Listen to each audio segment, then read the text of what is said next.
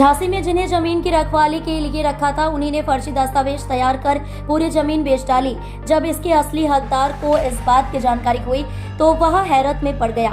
सच्चाई जानने के लिए जब उसने जिम्मेदारों से पूछा तो उन्होंने 26,000 रुपए लेन देन के फर्जी दस्तावेज दिखाकर जमीन अपने नाम होना बताया। अब पीड़ित ने न्याय के लिए पुलिस कप्तान की शरण ली है।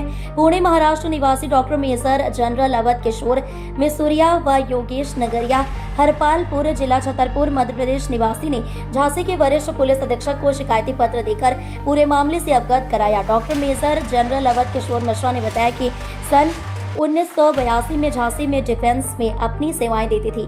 इसी दौरान उन्होंने ग्वालियर रोड पुलिस चौकी उन्नाव बालाजी रोड पर लगभग 1 लाख वर्ग फीट जमीन खरीदी थी। इसके बाद उनका स्थानांतरण पुणे हो गया, जिसकी देखभाल के लिए उन्होंने मसीहागंज सिपरी बाजार तथा गणेश मीडिया निवासी 2 व्यक्तियों को इसकी जिम्मेदारी सौंप दी और लिखित में यह भी अंकित किया गया कि वह इसकी केवल देखभाल करेंगे, क्रय विक्रय नहीं कर सकेंगे। कुछ दिन तो सब कुछ ठीक चला, परंतु कुछ दिनों के बाद दोनों की नीयत बदल गई और इन दोनों व्यक्तियों ने अपने 2 साथियों के साथ मिलकर दस्तावेज तैयार कर यह जमीन बेच डाली।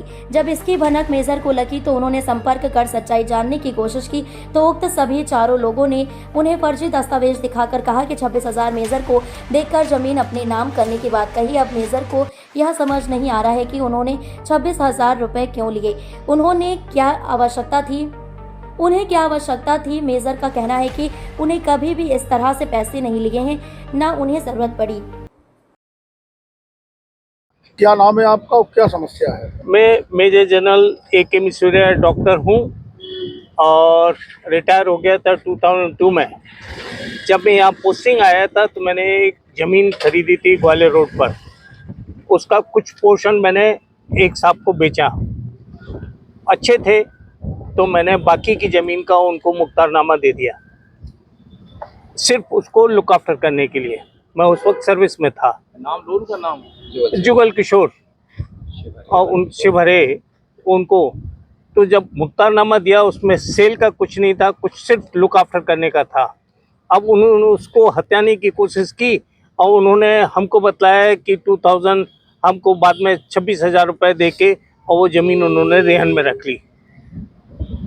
पहली चीज़ तो मुझे ज़रूरत ही क्या थी, मैं मेरी माताजी किस लिए लेते हैं लोन, इमरजेंसी, मेडिकल इमरजेंसी, मैं खुद डॉक्टर हूँ, ज़रूरत नहीं थी। बच्चों की शादी के लिए, मेरी दोनों लड़कियां की शादी हो चुकी थी, 97 में USA भी चली गई थी। वो लड़का मेरा 3rd year medical college dental college में था, तो उसकी भी ज़रूरत नहीं थी। अब मुझे क्या ज़रूरत होगी 26,000 की।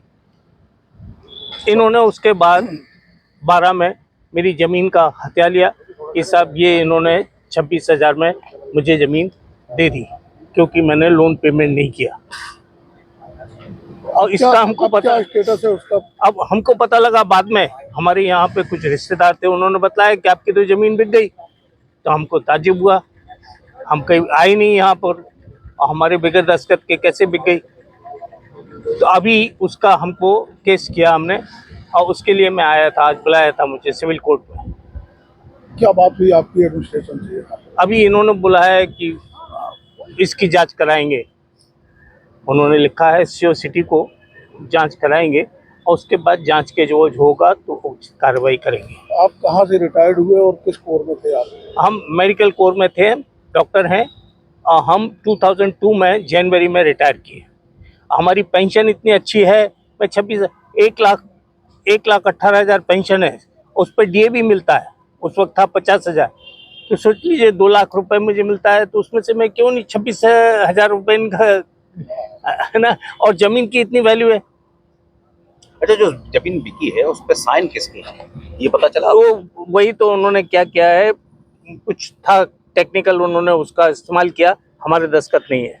आपके नहीं? हमारे दस्तखत नहीं है, वो फर्जी है सब। टोटल जमीन कितनी है? टोटल जमीन 1.8 1 लाख पर फुट समथिंग है। हाँ, 1 लाख पर। उसके लिए 26,000 क्या?